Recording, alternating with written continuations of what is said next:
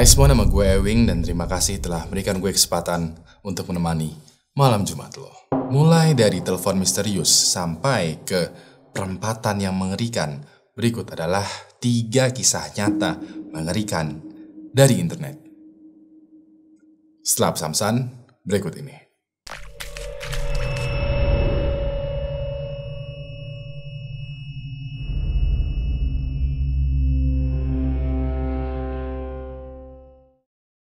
Ketiga, telepon 911 yang mengerikan. Kisah nyata kali ini berasal dari sebuah forum Reddit di mana isi forumnya itu bercerita tentang kumpulan paranormal experience yang dialami oleh polisi. Kisah nyata ini terjadi pada tahun 2014 di kota Nevada dan dialami oleh seorang wanita yang kita sebut saja sebagai Patricia yang bekerja sebagai operator 911. Pada suatu malam, Patricia bekerja seperti biasa ya. Dia duduk di mejanya dan menjawab berbagai macam panggilan 911. 911, ada yang bisa dibantu? Pada saat itu, Patricia mendapatkan telepon dari seorang nenek yang bernama Marisa. Patricia ini itu kenal dengan Marisa karena Marisa ini itu sering banget nelpon 911. Diketahui lebih lanjut ya, Marisa ini adalah seorang nenek-nenek yang hidup sendiri. Dulu, Marisa hidup bahagia dengan suaminya yang bernama John. Pada suatu hari, John itu meninggal karena sebuah penyakit. Setelah kematian John, akhirnya Marisa ini hidup sendiri dan menua sendiri. Mungkin karena kesepian, karena tidak punya anggota keluarga lagi, atau karena mulai pikun ya, Marisa ini sering banget nelpon 911. Walaupun begitu, Marisa menelpon 911 bukan untuk hal yang darurat, melainkan untuk hal yang bisa dibilang kurang penting. Marisa sering menelpon 911 dan meminta polisi untuk datang ke rumahnya untuk masakin air, ambilin barang di atas lemari, atau bersihin gudangnya. Patricia, operator 911 yang menerima telepon dari Marisa ini, itu dengan sopan ya menolak permintaan Marisa. Patricia menjelaskan bahwa telepon 911 ini hanya boleh dipergunakan untuk keperluan yang darurat. Awalnya Marisa ini mulai paham, tapi karena dia sudah nenek-nenek dan pikunnya semakin menjadi-jadi, beberapa hari kemudian Marisa itu lupa dan menelpon 911 lalu mengulangi hal yang sama. Sampai suatu malam Marisa itu menelpon 911 dan berkata, "John, kamu di mana? Cepat pulang. Tolong aku." Patricia yang menerima telepon ini berpikiran, wah kali ini kayaknya beneran ada hal darurat yang terjadi deh ya. Ya udah deh, Patricia langsung meminta petugas polisi untuk mendatangi rumahnya Marisa. Pas polisi sampai di rumahnya Marisa, ternyata rumahnya Marisa ini dikunci. Udah digedor berkali-kali, tapi tidak ada jawabannya. Ya mau gak mau ya, polisi langsung masuk dan mendobrak pintu rumah Marisa. Pas polisi masuk, polisi notice bahwa rumahnya Marisa ini itu sepi, gelap, dan dingin banget. Polisi dengan perlahan masuk dan mencari Marisa. Pas polisi sampai di kamarnya Marisa, polisi menemukan bahwa Marisa itu sudah tidak bernyawa. Polisi pun menjadikan kamar dan rumahnya Marisa ini sebagai tempat kejadian perkara. Singkat cerita ya, hasil dari investigasi polisi adalah Marisa itu meninggal akibat serangan jantung. Yang anehnya adalah dari hasil otopsi disimpulkan bahwa Marisa ini meninggal dari kemarin. Padahal ya, Patricia, operator 911 itu baru aja menerima telepon dari Marisa beberapa saat tadi. Tapi nyatanya Marisa ini itu telah meninggal dari kemarin. Polisi dan petugas medis pun datang ke rumah Marisa lalu membereskan rumahnya Marisa. Pada akhirnya rumahnya Marisa ini ya itu menjadi kosong dan tidak berpenghuni. 911, ada yang bisa dibantu? Beberapa hari kemudian ya, pada suatu malam, Patricia ya, sebagaimana hari-harinya, sebagaimana dia operator 911 ya, itu menjawab telepon 911 yang baru aja masuk nih. Pas dia lagi menunggu jawaban dari yang nelpon ya, Patricia itu ngelihat ke arah monitor. Dia notice bahwa telepon ini itu berasal dari nomor rumahnya Larissa. John, kamu di mana? Aku sendirian di rumah. Cepat pulang. Patricia yang menerima telepon ini merasa bingung total. Bagaimana bisa dia mendapatkan telepon dari nenek-nenek yang sudah meninggal? Walaupun dia merasa bingung dengan apa yang terjadi, dia memerintahkan polisi untuk mengecek rumahnya Marissa. Pas polisi sampai di rumahnya Marissa, polisi memeriksa tuh, dan hasilnya adalah rumahnya Marissa ini kosong melompong. Gak ada orang sama sekali, cuman ada beberapa barang atau furnitur yang ditinggal begitu aja. Patricia yang menerima laporan dari polisi ini berpikiran, ini mungkin error kali ya, mungkin gua halu, mungkin gua capek kerja juga nih, ya udah deh, malam itu emang agak aneh. Cuman Patricia tidak begitu mempedulikannya. Beberapa hari kemudian, pas malam harinya, Patricia lagi bekerja dan ada lagi nih panggilan 911 yang masuk. Sebelum dia angkat, dia lihat tuh ke arah monitor komputernya. Dan ternyata panggilan ini itu berasal dari rumahnya Marissa. Patricia itu mendadak tuh bulu kuduknya merinding. Dia nggak pengen mengangkat telepon, tapi karena tuntutan pekerjaannya, karena ini adalah tugasnya, karena ini adalah kewajibannya, Patricia harus mengangkat telepon ini. 911, ada yang bisa dibantu? John, help me. I need you. Patricia yang merinding ini di satu sisi agak muak dengan telepon ini. Di sini dia berpikiran, kayaknya ada yang ngeprank gue nih. Kayaknya ada yang ngerjain gue nih. Kayaknya ada yang iseng nih. Awalnya Patricia itu berpikiran bahwa mungkin teleponnya ini adalah suara rekaman. Tapi kalau diperhatikan lagi ya, tiap Marissa menelpon, omongannya tuh beda-beda.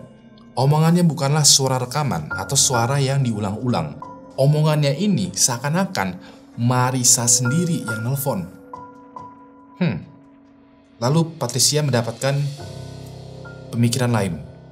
Patricia berpikiran mungkin kabel telepon rumahnya Marissa itu disadap atau ada kerusakan atau ada yang error lah. Patricia lalu menghubungi perusahaan telepon gitu dan menanyakan nomor telepon rumahnya Marissa ini. Hasilnya adalah ternyata kabel nomor telepon rumahnya Marissa itu sudah dicabut sejak Marissa meninggal. Patricia pun menyudahi teleponnya dengan perasaan kebingungan. Beberapa hari selanjutnya, pas malam harinya ya, lagi-lagi Patricia itu mendapatkan telepon dari Marissa.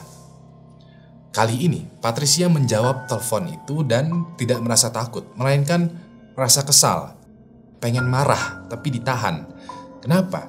Karena Patricia berpikir nih ya, oke, mungkin ada orang nih yang lagi isengin gua. Pasti ada orang nih yang lagi ngerjain gue nih, pasti ada yang ngeprank nih ya. Pasti ada orang yang nggak tahu lah. Patricia kayak berpikiran, kayaknya ada orang nih ya yang menarik kabel telepon rumahnya Marissa ya secara ilegal. Terus nomornya Marissa tuh disadap. Terus dia nelfon 911 dan ngerjain gue. Patricia kayak yakin banget 100% dengan pemikiran dia. Karena satu-satunya alasan logis ya itu tadi. Walaupun hatinya kesel, ya, Patricia nih dengan sabar itu menjawab dan menenangkan Marissa. Di sini Patricia juga mengajak ngobrol Marissa ya, supaya si Patricia ini bisa mengulur waktu. Patricia melakukan hal itu karena diam-diam Patricia ini sudah memerintahkan polisi untuk ke rumahnya Marissa. Patricia nih kayak ingin memergoki siapa sih dalang dari telepon misterius ini. Gak lama, telepon dari Marissa ini ketutup ya secara mendadak. Lalu Patricia mendapatkan telepon dari petugas polisi. Si polisinya ini bilang, rumahnya udah nggak ada. Patricia bertanya, udah nggak ada? Apa maksudnya? Polisi menjawab, Udah nggak ada, udah dibongkar, udah rata sama tanah. info lebih lanjut ya, ternyata rumahnya Marissa ini itu dijual dan dibeli sama pihak real estate gitu. Pihak real estate lalu menubuhkan rumahnya Marissa karena di situ, di tanahnya itu ingin dibangun lagi rumah yang lebih baru. Besok pada malam harinya, di sekitaran jam yang sama, lagi-lagi Patricia mendapatkan telepon dari Marissa. Patricia yang bekerja sebagai operator 911 itu mempunyai kewajiban untuk mengangkat semua panggilan.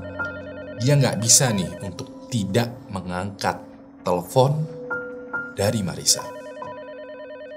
Kedua, suara dari alam bawah sadar. Kisah nyata mengerikan kali ini berasal dari jurnal medis ya di Inggris yang dipublis pada tahun 1997. Kisah nyata mengerikan ini itu ditulis oleh seorang psikiater yang mempunyai kejadian aneh atau pasien yang aneh. Jadi ceritanya begini nih ya. Pada tahun 1984 ada seorang wanita parubaya yang bernama kita sebut saja sebagai Lily. Lily ini adalah seorang wanita yang selama hidupnya itu sehat banget. Dia nggak pernah tuh jatuh sakit parah sampai-sampai dia tuh dioperasi. Paling kalau sakit ya sakit-sakit ringan. Terus juga kondisi mentalnya itu benar-benar sehat aja. So secara relatif Lily ini adalah orang yang benar-benar sehat. Lalu pada satu malam di musim dingin ya, Lily ini lagi duduk di ruang tamu sendirian di samping api unggun, minum teh, terus sambil juga baca-baca majalah. Tiba-tiba dia mendengar suara misterius. Suaranya itu kayak begini nih. Tolong jangan takut. Aku tahu pasti kamu terkejut. Aku dan temanku pernah bekerja di rumah sakit dan ingin membantu kamu. Lily yang lagi sendirian itu mendadak kaget dan takut karena tiba-tiba muncul suara misterius. Dia lihat sekelilingnya dan ternyata dia bener banget ya yakin bahwa dia ini tuh lagi sendirian. Tiba-tiba suara itu muncul lagi dan bilang, Tolong jangan takut.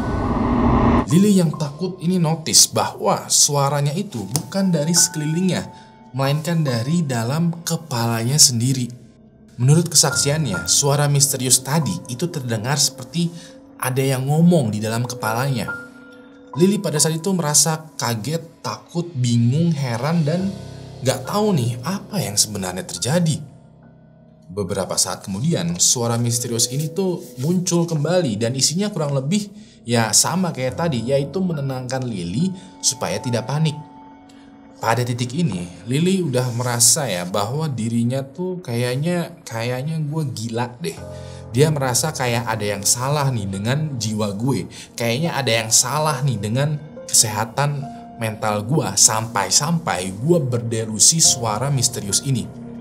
Lily pada akhirnya itu membuat janji tuh dengan psikiater. Pas hari H-nya, Lily mendatangi psikiater dan menceritakan semua yang dia alami. Psikiater lalu memeriksa Lily dan melakukan berbagai macam tes kejiwaan. Hasil dari tes kejiwaan ini adalah Lily itu sehat. Lily itu normal. Dia tidak mengalami gangguan kejiwaan dan mentalnya itu relatif sehat. Walaupun begitu, Lily bercerita bahwa dia sering banget nih mendengar suara misterius datang dari dalam kepalanya. Sang psikiater akhirnya itu merekomendasikan beberapa obat untuk mengurangi kecemasannya Lily dan juga menjadwalkan beberapa sesi konseling. Lily pun meminum obat sesuai resep dan rutin tuh mengikuti konseling.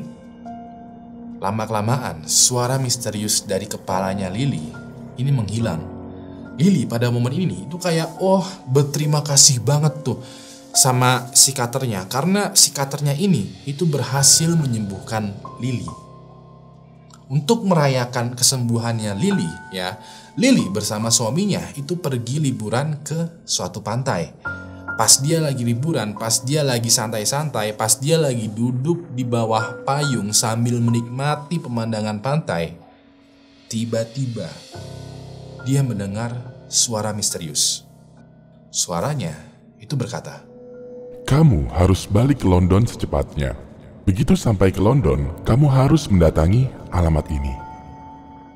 Lily yang mendengar suara misterius ini itu kaget karena suaranya ini itu datang kembali. Suaranya ini muncul terus-terusan menyuruh Lily untuk pulang ke London dan pergi untuk menuju ke suatu alamat. Lily mulai panik nih ya, dan mulai merasa gak nyaman karena suaranya ini tuh bener-bener mengganggu dia. Pada akhirnya Lily bersama suaminya ini pulang ke London dan pergi ke alamat yang dikasih tahu sama suara misterius ini. Begitu sampai di alamat yang dituju, Lily sama suaminya itu notice bahwa tempatnya ini tuh ternyata adalah rumah sakit spesialis bedah otak. Suaminya bingung kayak, kita di sini mau ngapain ya? Lalu suara yang ada di kepalanya Lily ini berkata, Kamu punya tumor di dalam kepala kamu. Tumor ini harus diangkat karena bisa berakibat fatal. Lily yang mendengar suara misterius ini ya, itu langsung masuk dalam rumah sakit dan meminta dokter untuk melakukan pemeriksaan di kepalanya. Dokter yang memeriksa Lily, kayak yang bertemu dengan Lily ini kayak, maaf bu, ibu nggak bisa langsung ujuk-ujuk datang ke sini terus minta diperiksa. Harus ada semacam rujukan dokter atau alasan medis yang valid kalau sekiranya ibu mau diperiksa. Lily ini akhirnya menceritakan semuanya ke dokter. Lily bercerita bahwa ada suara misterius nih di kepalanya yang bilang bahwa ada tumor dan harus segera diangkat. Dokternya menjawab, maaf bu, alasan tersebut bukanlah alasan medis yang valid. Lily pun akhirnya keluar dari rumah sakit dengan keadaan yang putus asa ya. Lily merasa kayak dianggap halu gitu sama dokter. Lily pun akhirnya menelpon psikiaternya karena satu-satunya orang yang percaya dengan ceritanya Lily adalah psikiaternya sendiri. Psikiaternya ini ngejawab teleponnya Lily dan Lily pun menceritakan semua yang terjadi. Psikiaternya pada saat itu bilang, oke, tunggu beberapa hari ya. Gue bakalan membuat surat rujukan dokter supaya lu bisa diperiksa kepalanya. Nah, menurut kesaksian si psikiater ya, si psikiater ini itu sebenarnya juga kepo dengan apa yang sebenarnya terjadi dengan Lily. Makanya psikiater ini membantu Lily lah supaya si ketahuan juga jawabannya itu apa. Beberapa hari pun berlalu dan si psikiater akhirnya memberikan surat rujukan ke Lily supaya Lily ini kepalanya bisa diperiksa. Dokter di rumah sakit spesialis bedah otak itu melakukan scan MRI ke kepalanya Lily. Hasilnya adalah di dalam kepalanya Lily terdapat tumor. Dokter yang melihat hasil MRI-nya Lily itu kayak melihat tuh ke arah Lily. Dokter ini itu bertanya, bagaimana lo bisa tahu ada tumor di kepala lo? Lily itu menjawab, suara misterius ini yang bilang. Dokter pun akhirnya melakukan pemeriksaan medis lebih lanjut dan hasilnya adalah Lily pada dasarnya itu sehat-sehat aja, tidak ada gejala sakit apapun. Cuman di kepalanya itu ada tumor kecil gitu. Dokter sendiri masih bingung dengan tumornya ini sebaiknya diapain. Dokter pun akhirnya memberikan pilihan ke Lily. Pilihan pertama adalah dokter akan mengamati tumor ini untuk beberapa hari atau minggu ke depan. Kalau sekiranya tumornya ini menyakiti Lily, maka tumornya ini akan segera diangkat. Lalu pilihan yang kedua adalah dokter langsung mengoperasi otaknya Lily dan mengangkat tumornya Lily. Dokter meminta Lily untuk mempertimbangkan baik-baik kedua pilihan tadi karena operasi otak itu sangat beresiko. Pas Lily lagi berpikir sebentar ya, suara misterius dari dalam kepalanya itu bilang, Operasi sekarang. Lily pun bilang ke dokternya, dok, kayaknya lebih cepat lebih baik deh. Ya udah deh, selama beberapa hari ke depan, Lily, dokter dan juga timnya itu mempersiapkan ya semua hal yang diperlukan untuk operasi bedah otak. Singkat cerita ya, tumornya Lily yang ada di otaknya itu berhasil diangkat. Lily pun akhirnya menjalani masa pemulihan. Pas lagi tidur-tiduran gitu di kasur rumah sakit, tiba-tiba suara misterius itu muncul kembali. Kami senang telah membantu kamu. Selamat tinggal. Pertama, lampu merah. Cerita ini diambil dari series Paranormal Witness yang merupakan acara dokumenter dari kisah nyata Paranormal Experience. Ada sebuah episode yang menceritakan pengalaman mengerikan dari seorang anak bersama ibunya.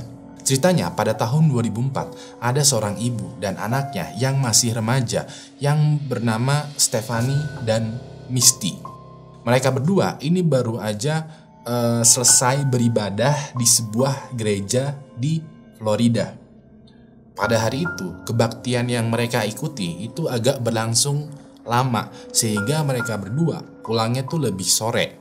Nah, Stephanie, sang ibu, begitu udah selesai beribadah, langsung mengajak Misty ya buru-buru pulang ke rumah karena hari itu sudah mulai gelap. Kebetulan juga jarak antara gereja dengan rumah mereka ini lumayan jauh dan jalan yang mereka bakalan tempuh itu minim sama lampu jalanan. Diketahui Stephanie ini itu sudah cukup berumur sehingga penglihatannya pun mulai terbatas. Stephanie bakalan sangat tidak nyaman nih kalau dia mesti mengendarai mobil pas malam hari di jalan yang gelap. Maka dari itu Stephanie dan Misty itu langsung deh naik mobilnya dan buru-buru pulang ya, mumpung keadaan sekitar itu belum begitu gelap. Di mobil Stephanie ini nyetir dan Misty duduk di samping ibunya di kursi penumpang. Mereka berdua menyusuri jalan kecil yang samping kanan kirinya itu pepohonan.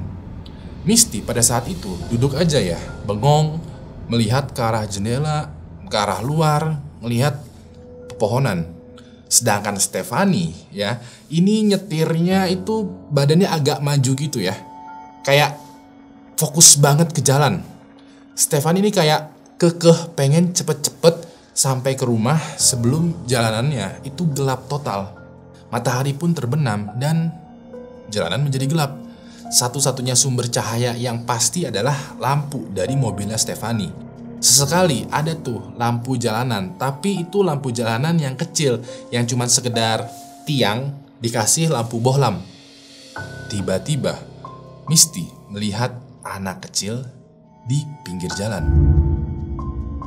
Misty langsung bilang ke ibunya, Mami, kayaknya tadi ada anak kecil deh di pinggir jalan." Stephanie ini diem aja, tidak menjawab pertanyaannya si Misty ya, dan terus berkendara dengan ngebut dan fokus. Misty bilang lagi ke ibunya dengan agak keras ya, "Mami, itu tadi ada anak kecil di pinggir jalan, kayaknya butuh bantuan." Stephanie lalu jawab kayak, "Iya tahu, tapi ini udah mau malam. Kita mesti cepat pulang ke rumah." Misty di sini kayak ngelengek ya, kayak bilang, "Mami, itu ada anak kecil, kasihan tuh sendirian, itu siapa tahu dia butuh bantuan, siapa tahu dia dalam bahaya, bla bla bla bla bla." Dan Stephanie ini udah mulai kesel nih ya, dan akhirnya melambatkan mobilnya dan bilang ke Misty, "Oke, kita coba lihat. Kita coba lewatin dikit. Kalau si anak kecil tadi butuh bantuan, ayolah kita tolong." Stephanie pun akhirnya memutarbalikkan mobil dan mengemudi itu agak pelan. Stephanie ini perlahan mengemudikan mobilnya, dan pas udah agak ngelewatin dikit ya, si remaja misterius ini itu tidak merespon mobilnya Stephanie.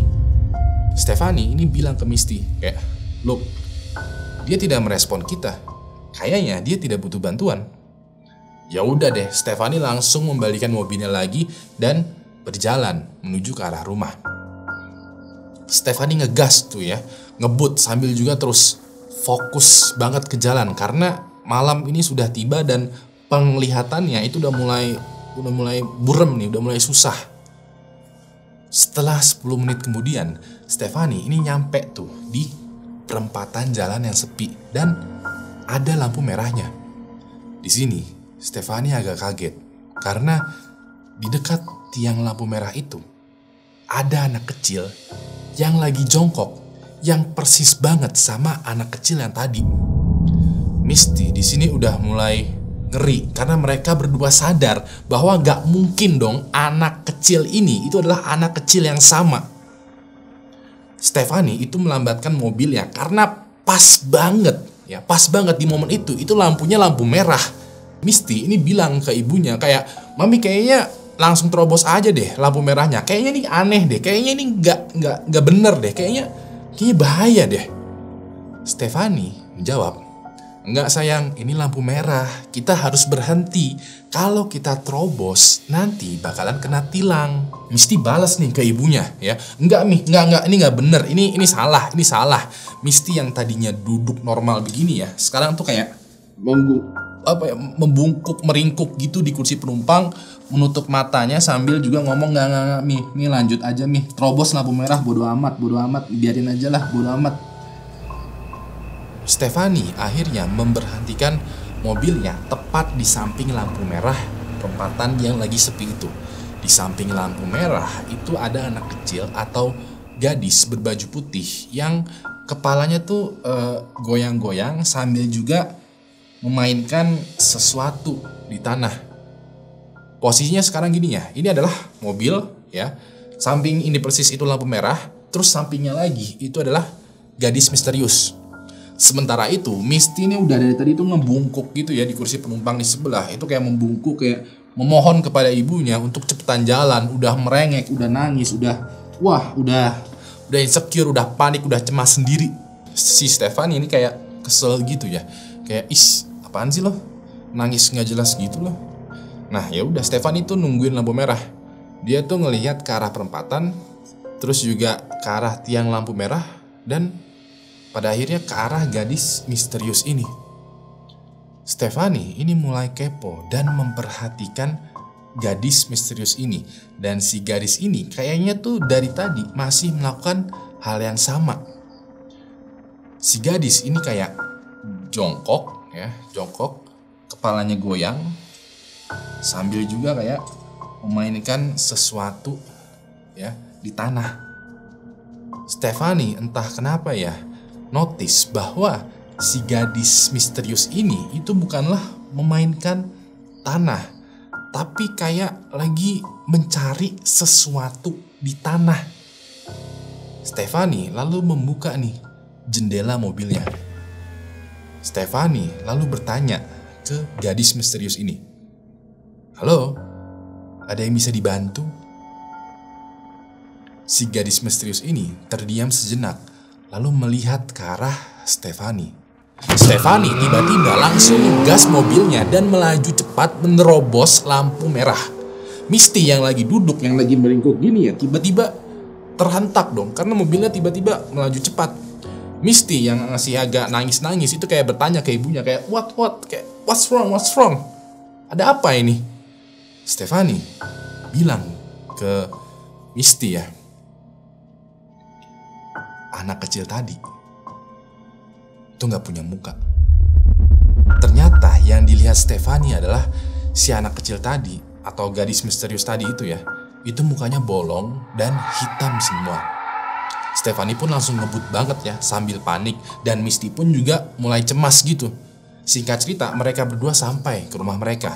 Pas nyampe rumah, Stephanie langsung menelepon 911 dan agak bingung nih mau bilang apa. Kayak, masa iya gue bilang ke 911 kayak, "Halo 911, tadi saya melihat anak kecil yang mukanya bolong." Yang ada Stephanie malah dianggap orang gila atau lagi ngeprank. Stephanie akhirnya bilang ke 911 bahwa dia melihat anak kecil yang sepertinya butuh pertolongan. 911 lalu bertanya, Apakah lokasinya dekat lampu merah? Stephanie dengan bingung ya menjawab, "Yes, kok Anda tahu?" 911 lalu menjawab, Oh, kita sering menerima cerita itu. "Terima kasih telah memberikan gue kesempatan untuk menemani malam Jumat lo." So, buat lo yang sekiranya menemukan emoji rahasia di dalam video ini, langsung aja tulis di kolom komentar emojinya apa, lalu juga detiknya berapa. Nanti orang pertama yang bisa menemukan emoji rahasianya itu akan gue pin di kolom komentar. Terus juga gue pamerin nih di video selanjutnya. Kasih gue jempol ke atas kalau menyukai video ini, dan kasih gue jempol ke bawah kalau menganggap video ini membosankan. Jangan lupa untuk like, share, dan subscribe channel Wing HD, karena setiap minggunya gue akan upload sekitar 2 atau 3 video per minggu. Maka dari itu subscribe dan nyalain notifikasinya. Terakhir, nama gue Ewing, dan sampai jumpa lagi di malam Jumat selanjutnya. Good night.